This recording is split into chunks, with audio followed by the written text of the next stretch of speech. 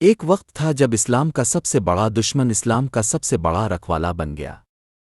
حضرت عمر بن خطاب رضی اللہ عنہ، وہ شخص جو نبی کریم کو قتل کرنے نکلا تھا مگر واپس آیا تو مسلمان ہو چکا تھا۔ اس دن حضرت عمر نے تلوار لی اور کہا، آج محمد کو ختم کر دیتا ہوں۔ مگر راستے میں کسی نے کہا، پہلے اپنی بہن فاطمہ کا حال دیکھ لو، وہ بھی مسلمان ہو چکی ہے۔ جب گھر گئے تو دیکھا فاطمہ اور ان کے شوہر قرآن کی تلاوت کر رہے ہیں۔